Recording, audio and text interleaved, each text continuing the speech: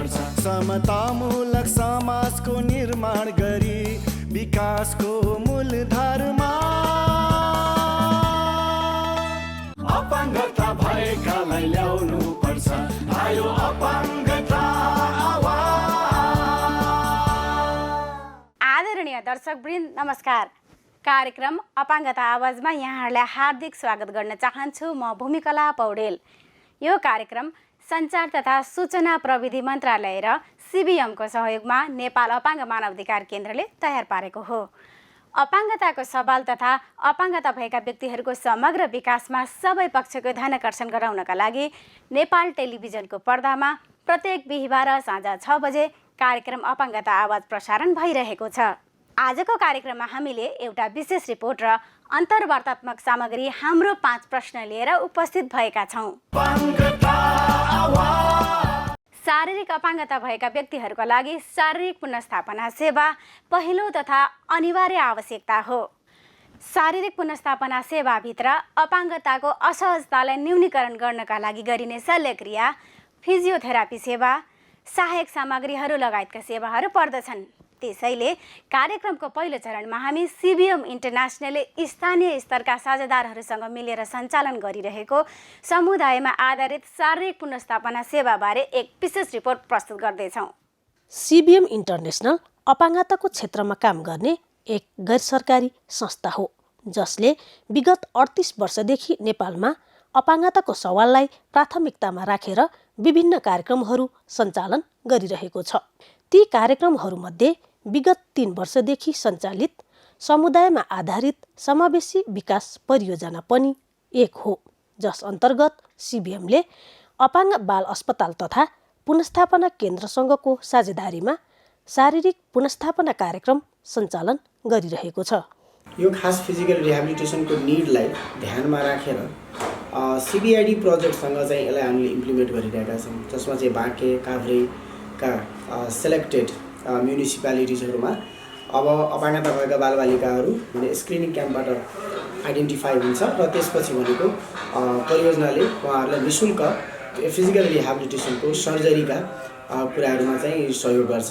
परियोजनाले अहिलेसम्म करिब 500 भन्दा बढी अपाङ्गता भएका बालबालिका लगायत वयस्कहरूले विभिन्न किसिमका पुनर्स्थापनाका सेवाहरू पाएको छ। अपाङ्गता भएका व्यक्तिहरूका लागि शारीरिक पुनर्स्थापना सम्बन्धी सेवाहरू नभई नहुने सेवाभित्र पर्दछन्।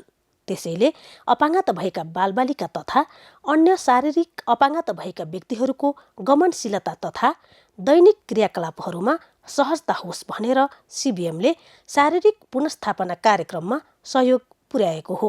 विगत 2 वर्ष अगाडिदेखि सिबिएम भन्ने संस्थाले अपाङ्गता क्षेत्रमा अपाङ्गता भएका भाइ बहिनीहरू बालबालिकाहरूलाई उनीहरूको पुनर्स्थापन, उनीहरूको सामाजिकीकरणको लागि केही गर्नुपर्छ भन्ने अवधारणा अनुसार यो प्रादेशिक पुनर्स्थापन केन्द्रलाई 2 वर्षदेखि निरन्तर रूपमा सहयोग गरिरहनु भएको छ र त्यो सहयोगको क्रममा हालसम्म बाँके र बर्दियामा गरेर करिब 200 भन्दा बढी बालबालिकालाई पुनर्स्थापन सेवा दिइसकेको छ र जस अन्तर्गत उपचार, पुनर्स्थापन र सामाजिकीकरणको सेवा पाएर उक्त बालबालिकाहरू साङ्ग बालबालिका सरह स्कुल जाने र साङ्ग बालबालिकाहरूसँग विभिन्न क्लबहरूमा, स्काउटहरूमा सहभागी हुने, अरू बालबालिका सरह सामान्य जीवनयापन गरिरहेका छन्। यस शारीरिक पुनर्स्थापना कार्यक्रममा सबैभन्दा पहिले शारीरिक अपाङ्गता भएका व्यक्तिहरूको आवश्यकताबारे लेखाजोखा गरिन्छ र उनीहरूको आवश्यकता पहिचान गरिसकेपछि सोही अनुसार नै सेवा प्रदान गरिँदै आएको छ। यस कार्यलाई सफल बनाउनका लागि सुदूरपश्चिम प्रदेशमा कोहलपुर, बाँके स्थित अपाङ्ग सशक्तिकरण एवं सञ्चार केन्द्र नेपालको पनि साथ रहेको छ। विशेष गरेर अपाङ्गता भएका व्यक्तिहरूको समावेशिताको लागि सिबिएम नेपालसँगको साझेदारीमा नेपाल बाँकेले साझेदारीमा काम गरिरहेको छ। अपाङ्गता भएका व्यक्तिहरूको बाँच्ने अधिकारलाई सुनिश्चित गर्नुको साथै अर्थपूर्ण सहभागिताको लागि गमनशीलता निकै महत्त्वपूर्ण हुन्छ र हामीले गमनशीलताको लागि एचआरडिसी बनेपासँग साझेदारीमा काम गरिरहेका छौँ, सहकार्यमा काम गरिरहेका छौँ र हामीले स्थानीय तहमा काम गर्दाखेरि पहिचान भएका अपाङ्गता भएका व्यक्तिहरूको कलेक्टिभ सर्जरी गर्ने, फिजियोथेरापी सर्भिसहरू दिने, त्यस्तै गरेर मोबिलिटी सर्भिसहरू दिने काम पनि सँगसँगै गरेका छौँ। परिस्थिति जस्तोसुकै भए पनि शारीरिक पुनर्स्थापना सम्बन्धी सेवा तथा सामग्रीहरू भएनन् भने अपाङ्गता भएका व्यक्तिहरूलाई हिँडडुल गर्न नै समस्या पर्दछ। त्यसैले कोरोना भाइरस संक्रमणको महामारीका बीच पनि यस शारीरिक पुनर्स्थापना कार्यक्रमबाट अपाङ्गता भएका व्यक्तिहरू लाभान्वित भइ नै रहे। कोरोनाको अवस्थामा त मलाई धेरै गाह्रो थियो, किनकि साइकल थिएन मसँग, यताउति जाने साधनै थिएन। अरूसँग सामान ल्याइदिनु भन्दाखेरि छेउमै पर्नुहुन्थेन। अहिले साइकल पाएर म आफै गएर सामान ल्याएर यताउता बेच्न सक्छु। रुममा हामी दुईजनाले सामान ल्याउँछौँ, नेपालगञ्ज दिन्छौँ, क्यारिङ गर्छौँ, रुवेडा गएर आफै सामान लिएर आउँछौँ। नेपालगञ्जसम्म गएर सामान दिएर हामी वापस कोठामा आउन सक्छौँ। एकदम सुविधा भएको छ। मलाई एकदम खुसी छु कि यो साइकल पाएर। साइकल नपाउँदा त धेरै गाह्रो थियो सर मलाई।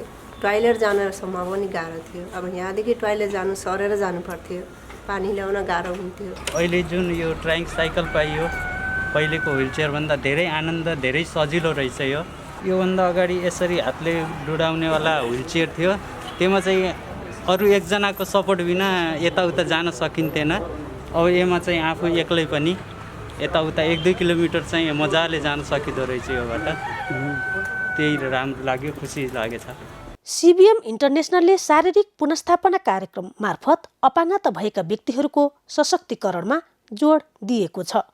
यसबाट उनीहरू खुसी पनि छन्, साथै केही व्यक्तिहरूमा यसै क्षेत्रमा काम गर्ने प्रेरणा पनि मिलेको छ। मेरो यो हिपको डिडिएचको समस्या थियो, यही एचआरटिसीले नै उपचार गराउनु भयो र मलाई अनि धेरै नै खुसी लाग्यो र म पनि यही सोचिरहेको हुन्थेँ यही संस्थामा काम गर्न पाए पनि हुन्थ्यो। जब मैले उपचार पाएँ, मैले पनि यही संस्थामा काम गर्न पाए नि हुन्थ्यो भन्ने मेरो मनमा सोच आयो। अनि त्यसपछि फेरि त्यसरी तालिमहरू लिएपछि मलाई इच्छा लाग्यो एसआरटिसीमा जब गरेँ। अपाङ्गता भएका व्यक्तिहरूको गमनशीलतामा सहयोग गर्नका लागि सञ्चालित यो शारीरिक पुनर्स्थापना कार्यक्रममा स्थानीय निकायको पनि साथ रहेको छ। साथै यस कार्यक्रमले स्थानीय स्तरमा एकदमै महत्त्वपूर्ण भूमिका खेलेको स्थानीय निकायको ठम्याइ रहेको छ। अपाङ्गता हात खुट्टा नभएका व्यक्तिहरूका लागि जसको हात खुट्टाको सहयोग गरेर उहाँले हात खुट्टा बनाएर उहाँले प्रदान गर्नुभएको छ र स्वास्थ्य शिविर चलाएर उहाँहरूको डाटा लिएर जुन खालको योगदान यहाँले निरन्तर गरिराख्नु भएको छ र यो योगदानप्रति एचआरडिसी र बिएम र डेक नेपाललाई आत्मादेखि र मेरो तर्फबाट र सम्पूर्ण यो वार्ड नम्बर 4 लगायत बैजनाथको तर्फबाट धेरैभन्दा धेरै धन्यवाद दिन चाहन्छु। कार्यक्रमको दोस्रो चरणमा अब हामी प्रस्तुत गर्न गइरहेका छौँ अन्तर्वार्तात्मक सामग्री हाम्रो 5 प्रश्न। हाम्रो 5 प्रश्न। अपाङ्गता क्षेत्रमा सिबिएम इन्टरनेसनल नेपालले के कस्ता कार्यक्रमहरू गरिराख्नु भएको छ, के कस्ता कार्यक्रमहरू भइरहेको छ, यसैको सवालमा आज हामीले सिबिएम इन्टरनेसनलका राष्ट्रिय निर्देशक सुरज सिग्देलज्यूसँग केही कुराकानी गर्दैछौँ। हाम्रो अपाङ्गता आवाज कार्यक्रममा यहाँलाई स्वागत गर्न चाहन्छु सुरज सर। धन्यवाद, नमस्ते। सिबिएम इन्टरनेसनल नेपालको अलिकति छलफल गर्न मन लाग्यो क्या आज। यो संस्था स्थापना कहाँ भएको होइन, यो कति सालमा स्थापना भयो, अनि यो संस्थाले कहाँ कहाँ काम गरिरहेछ र के क्षेत्रमा काम गरिरहेछ, अलिकति छलफल गरौँ न। धन्यवाद प्रश्नको लागि। सिबिएम इन्टरनेसनल एउटा अन्तर्राष्ट्रिय गैर सरकारी संस्था हो र यसको चाहिँ हेड अफिस जर्मनीमा छ र विभिन्न देशमा CBM Australia, CBM UK, CBM Ireland गर्दै 8-9वटा देशको चाहिँ फेडरेसनको रूपमा चाहिँ यसले काम गर्छ। र यसको इतिहासतिर जाँदाखेरि चाहिँ 1908 भनेको आजभन्दा 112 वर्ष अगाडि जर्मनीमै यो संस्थाको स्थापना भएको र त्यो बेलामा पनि हेर्नुहोस् है, हामी इमेजिन पनि गर्न सक्दैनौँ, त्यो बेलामा पनि अपाङ्गताको क्षेत्रमा काम गर्ने भनेर चाहिँ यो संस्थाको स्थापना गरिएको थियो हेर्नुहोस् है। त्यस लगत्तै अब यसले पहिलो त यसको काम चाहिँ टर्की भन्ने देशमा सुरु गरेको रहेछ तर ग्रेजुअल्ली अब यसको विकास क्रममा चाहिँ कुनै समयमा त लगभग 100वटा देशहरूमा सिबिएमले काम गर्थ्यो। तर अहिले चाहिँ स्ट्रेटाइज त्यसलाई गर्दै आउँदाखेरि चाहिँ हामी स्क्याटर्ड भएर धेरै ठाउँमा देशमा जानुभन्दा हामी फोकस गर्नुपर्छ भन्ने नीतिका साथ अहिले 31वटा देशमा सिबिएमले काम गरिरहेको छ। र नेपालको परिप्रेक्ष्यमा हेर्नुपर्दा चाहिँ नेपाल चाहिँ एउटा चाहिँ प्रायोरिटी कन्ट्री हो सिबिएमको, र नेपालमा चाहिँ 1982 देखि भनेको मतलब लगभग 38 वर्षदेखि चाहिँ हामी चाहिँ कार्यरत छौँ। जस्तो हामीले काम गर्दैछौँ नि नेपालमा, एउटा आइएनजिओको हैसियतमा यहाँहरू काम गर्दै हुनुहुन्छ। काम गर्दै जाँदाखेरि अपाङ्गताको क्षेत्रमा सिबिएम इन्टरनेसनलले के कस्ता कामहरू सञ्चालन भएको छ त नेपालमा, र अनि नेपालको कुन भेगमा कसरी काम भइरहेछ अलिकति त्यसमा पनि गफ गर्नु। हजुर, धन्यवाद। फेरि पनि 1982मा जब सिबिएमले नेपालमा सुरु गर्यो त्यो बेलामा चाहिँ यो अपाङ्गता भन्दा पनि यो प्रिभेन्सन भन्छ नि त्यसको लागि काम गर्थ्यो। र त्यो चाहिँ स्टार्ट चाहिँ आँखा स्वास्थ्यबाट। त्यो बेलामा चाहिँ नेपालको पहिलो एउटा सर्वे भएको थियो कि नेपालमा कति चाहिँ अभोइडेबल ब्लाइन्डनेस, जुन जस्तो ब्लाइन्डनेसहरू भनेको चाहिँ जुन चाहिँ अन्धोपना चाहिँ त्यसलाई चाहिँ हामी क्योर गर्न सकिन्छ अथवा त्यसलाई त्यसबाट चाहिँ त्यसको चाहिँ समाधान पाउन सकिन्छ, त्यसको चाहिँ सर्वे भएको थियो, ऱ्याप सर्वे भन्छ। त्यो सर्वे भइसकेपछि चाहिँ नेपालमा अत्यन्त बढी व्यक्तिहरूमा चाहिँ यो अन्धोपना देखियो। र अब अन्धोपना भन्दै गर्दाखेरि विभिन्न किसिमको हुन्छ, जस्तै एउटा चाहिँ अब हामी मोतीबिन्दु जुन भन्छौँ त्यो पनि हो। त्यो देखिसकेपछि चाहिँ सिबिएमले चाहिँ हामी कसरी चाहिँ काम गर्न सक्छौँ त भनेर नेपाल सरकारलाई अप्रोच गर्यो। र त्यही क्रममा नेपाल नेत्र ज्योति सङ्घसँग चाहिँ सहकार्यमा 1982देखि चाहिँ आँखा स्वास्थ्यमा चाहिँ हामीले काम गरिरहेका छौँ। त्यो चाहिँ सुरुवातको कुरा भयो। त्यसपछि लगभग हामी 10-12 वर्ष चाहिँ हाम्रो फोकस आँखा स्वास्थ्यमै भयो। र लाहानमा हाम्रो हस्पिटल सुरु भयो।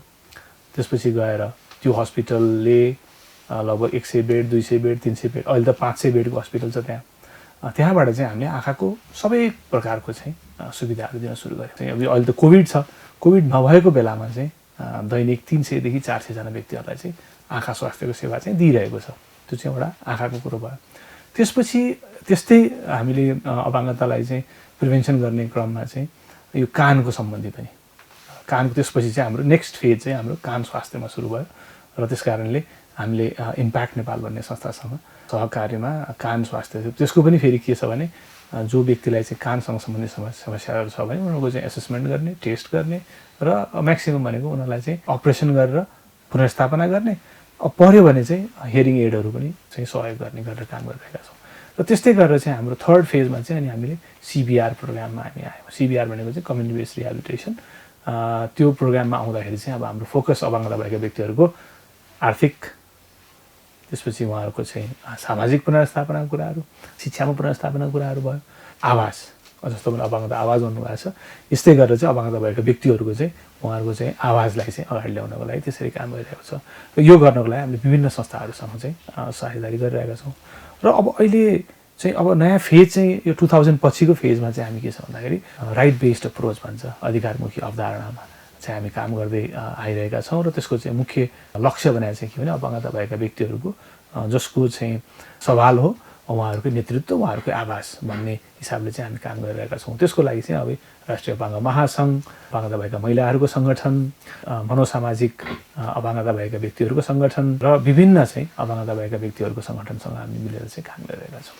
जस्तो यत्रो काम गरिरहनु भएको छ है तपाईँहरूले, जस्तो यो काम गर्ने दौरानमा कतै अरू यस्तै प्रकारको काम गर्ने आइएनजिओहरूसँग अथवा त्यस्तो संस्थाहरूसँग, दात्री संस्थाहरूसँग कतै डुप्लिकेसन त भइरहेको छैन? यहाँ अलिकति डुप्लिकेसनको कुराहरू अलिक देख्छौँ क्या हामीले।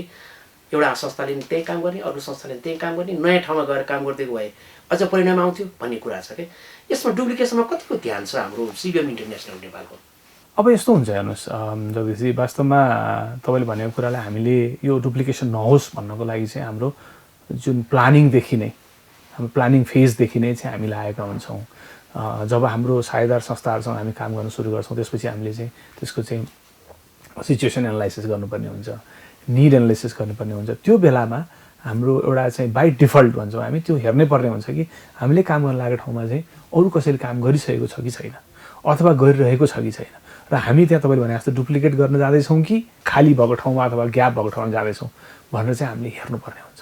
र त्यो हेरेर चाहिँ हामी जानुपर्ने भावनाले चाहिँ हाम्रो डुप्लिकेसन चाहिँ भएको जस्तो चाहिँ हामीले अहिलेसम्म फेला पारेका छैनौँ। तर यति भन्दै गर्दाखेरि फेरि के पनि हुन्छ भन्दाखेरि हामीले नगरे भने अर्कोले पनि गरे हुनसक्छ, अर्को संस्था नै आउनसक्छ।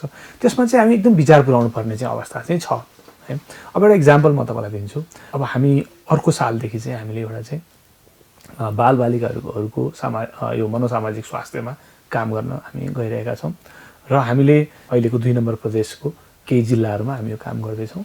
र अघि मैले भने जस्तो त्यहाँको निड बेस एसेसमेन्ट गर्न हामी त्यहाँ गयौँ, सिचुएसन एनालाइसिस गर्न हामी हाम्रो टिम गएर हेरिसक्दाखेरि चाहिँ हामीले सिमिलर काम गरेको 1-2वटा पालिकामा चाहिँ अर्को संस्थाले गरेको हामीले पायौँ। पाएपछि हामी उहाँहरूसँग छलफल गऱ्यौँ। छलफल गरेपछि उहाँले के भन्नुभयो भने हामी यो पुरै कभर गर्छौँ, त्यस कारणले तपाईँहरू चाहिँ अर्को पालिकामा जाँदाखेरि राम्रो हुन्छ भनिसकेपछि हामीले उहाँहरूलाई ल धन्यवाद छ, यसबाट त हामी अर्कोमा जान्छौँ, तर हामी काम किनभने हामी सिमिलर काम गर्ने भावनाले चाहिँ हामी सहकार्य चाहिँ गर्नुपर्छ है भनेर चाहिँ हामी उहाँहरूसँग फेरि सहकार्यको प्रतिबद्धतासहित हामी त्यहाँबाट निस्केका छौँ। थर्ड कुरा म के भन्छु भने अपाङ्गताको क्षेत्रमा नेपालमा साह्रै कम काम भएको छ। हेर्नुहोस्, अब यो अलिकति पनि विवादास्पद हुनसक्छ, तर के चाहिँ कुरा क्लियर छ भन्दाखेरि जुन अरू क्षेत्रमा शिक्षा, स्वास्थ्य, रोजगारी अथवा अरू पनि एरियामा जति संस्थाहरूले काम गरेका छन्, अपाङ्गताको क्षेत्रमा काम गर्ने संस्था अत्यन्त कम छन् र हामी जस्ता अन्तर्राष्ट्रिय गैर सरकारी संस्था पनि एकदमै औँलामा गर्न मिल्ने संस्थाले मात्रै नेपालमा काम गरेका छन्। त्यस कारणले डुप्लिकेसनको अहिले चिन्ता गर्नुपर्ने बेला अहिले भएको छैन जस्तो मेरो एक्सपिरियन्सले त्यो भन्छ। अहिले त म के भन्छु भने आऊ सकेसम्म धेरै संस्था आऊ र नेपालभरि गर्नु पऱ्यो, किनभने हामीले 30 लाखभन्दा बढी अपाङ्गता भएका व्यक्तिहरूले काम गर्नको लागि सिबिएम र अरू 3-4वटा संस्थाले मात्रै हामीले नेपाल सरकारलाई सहयोग गर्न सक्दैनौँ। हामीले गरिरहेका छौँ हाम्रो आफ्नो बरकतले भएसम्म, तर त्यतिले चाहिँ पुग्दैन। त्यस कारणले गर्दाखेरि चाहिँ डुप्लिकेसनको पाटोमा चाहिँ हामी एकदमै केयरफुल छौँ, तर कहीँ भइरहेको हुनसक्छ, त्यसलाई हामीले सकेसम्म अभोइड गर्नुपर्छ। र त्यति भन्दै गर्दाखेरि धेरै ठाउँ खाली छ। जस्तो मानौँ अब एउटा क्षेत्र हेरौँ न, अब मुगु जुम्लामा हामी काम गरिरहेछौँ है, अब त्यहाँसम्म हामी छौँ, त्योभन्दा माथि अब कोही पनि छैन, त्यहाँ जो गए पनि हुन्छ। जस्तो मुगु जुम्लाको कुरा गऱ्यौँ, अनि 2 नम्बर प्रदेशको कुरा गऱ्यौँ होइन, एआइएन पनि छ। अब यहाँ पनि त्यो कुरा उठ्छ कि उठ्दैन एउटा त्यहाँ हाम्रो यो कुरा जस्तो धेरै तपाईँहरू कतिको गर्नुभएको छ मलाई थाहा छैन, तर धेरै संस्थाहरू अलिक केन्द्रीकृत भए, राजधानीमुखी भए होइन, अलिक गाउँमा स्थानीय तहसम्म पुग्न अझै गाह्रो भयो होइन भन्ने कुराहरू उठिरहेछ। यसरी सहकारी साझेदारी गर्न त अब स्थानीय स्तरमा पनि संस्थाहरू जन्मेका छन्, त्यहाँको संस्थालाई पनि त सघाउनुपर्छ भन्ने कुरा आइरहेको अवस्थामा सिबिएम इन्टरनेसनलले चाहिँ आगामी दिनमा त्यसको बारेमा कतिको सोचेको छ? अलिकति तपाईँले एकदमै अहिलेको चाहिँ टटकारो प्रश्न गर्नुभयो। वास्तवमा सिबिएम यसमा भेरी क्लियर छ, हामी एकदमै क्लियर छौँ कि हामीले समुदाय स्तरमा काम गर्ने हो भने समुदाय स्तरकै संस्थाहरू त्यहाँकै सङ्गठनहरूसँग मिलेर काम गर्नुपर्छ भन्ने कुरामा र उहाँहरूसँगै साझेदारीमा हुनुपर्छ भन्ने कुरामा हामी क्लियर छौँ। र यसमा चाहिँ टेक्निकली 2वटा पाटो हुँदो रहेछ। हेर्नुहोस्, एउटा पाटो हुन्छ जुन हामी जस्तो काम गरिरहेका छौँ। अघि मैले एउटा संस्था चाहिँ तपाईँलाई भन्न छुट्याएँ, HRDC भन्ने संस्था छ, जुन चाहिँ तपाईँलाई थाहा छ hospital for rehabilitation of children होइन।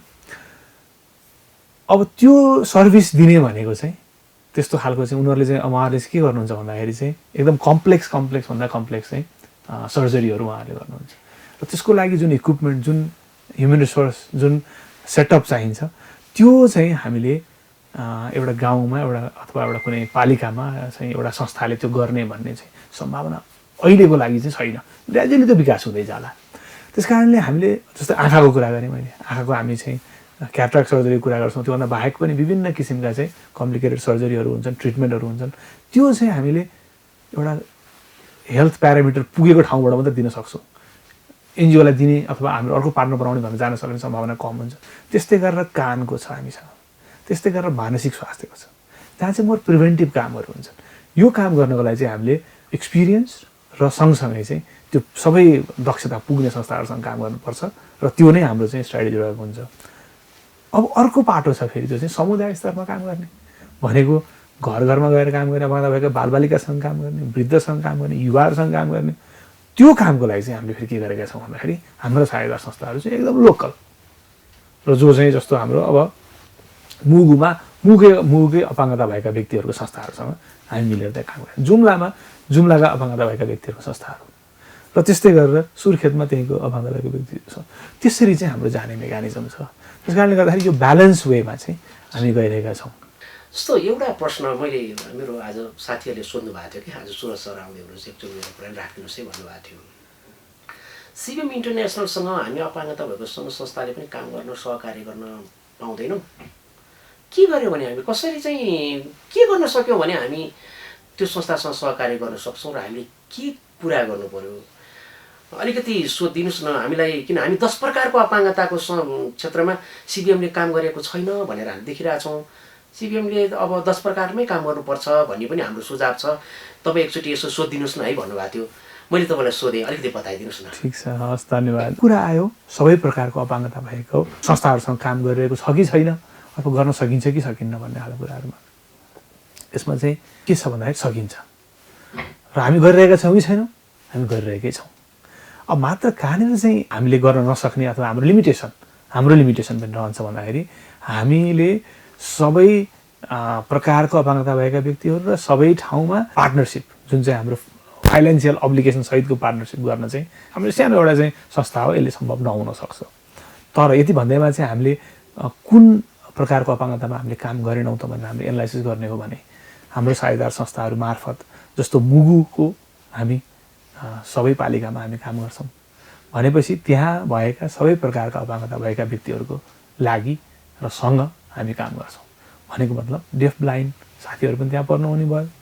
त्यसपछि सुनाइसँग सम्बन्धित भएको साथीहरू पनि त्यहाँ पर्ने हुनुभयो अथवा कुनै पनि हेमोफिलिया भएको साथीहरू पनि पर्नुभयो। सबै प्रकारको अपाङ्गता भएको साथीहरू त्यहाँ पर्नुहुन्छ। त्यस कारणले गर्दाखेरि हामी यसलाई गर्ने यसलाई नगर्ने भन्ने हामीसँग छैन। हामी अरू काममा सहयात्रा गर्न रेडी छौँ। हामी आवाज तपाईँहरूको हरेक अपाङ्गताको क्षेत्रको आवाजको लागि उठाउनको लागि हामी काम गर्न रेडी छौँ। तपाईँहरूको कुरालाई चाहिँ हामीले अझै इनरिच गर्नको लागि हामी रेडी छौँ र त्यसमा चाहिँ हामी सहकार्य गर्न सुन्न बुझाउनलाई रेडी छौँ। त्यस कारणले तपाईँहरूले चाहिँ यसलाई चाहिँ अन्यथा लिनु आवश्यक छैन। हामीसँग कम्युनिकेसन गरौँ, हामी सहकार्यको लागि चाहिँ बाटो खोल्दै जाउँ। हस्, यहाँको अमूल्य समयको लागि हामी धेरै धेरै धन्यवाद भन्न चाहन्छौँ। यहाँसम्म आइदिनुभयो, यहाँलाई धेरै धेरै धन्यवाद। धन्यवाद जगदीश सर। र मलाई पनि सिबिएमको तर्फबाट र हाम्रो कामहरूलाई सम्पूर्ण दर्शकहरूमा राख्नको लागि चाहिँ अवसर दिनुभएकोमा धेरै धेरै धन्यवाद।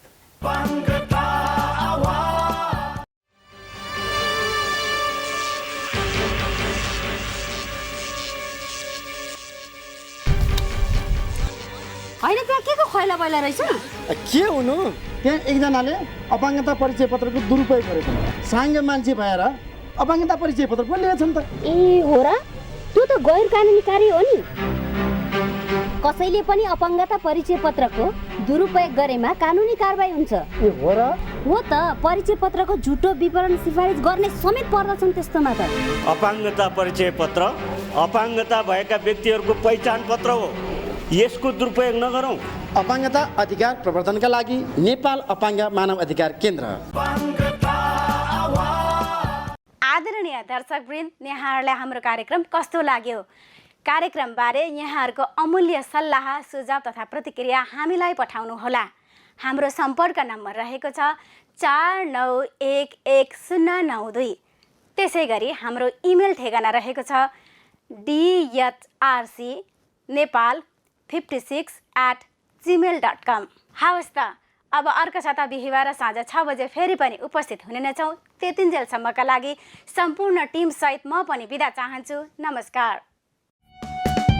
आयो अपाङ्गता आवाज, नबुझ्नेहरूलाई बुझाउनु पर्छ, चेतनाको दियो आजैदेखि बाल्नुपर्छ। समतामूलक समाजको निर्माण गरी विकासको मूलधारमा अपाङ्गता भएकालाई ल्याउनु पर्छ। आयो अपाङ्ग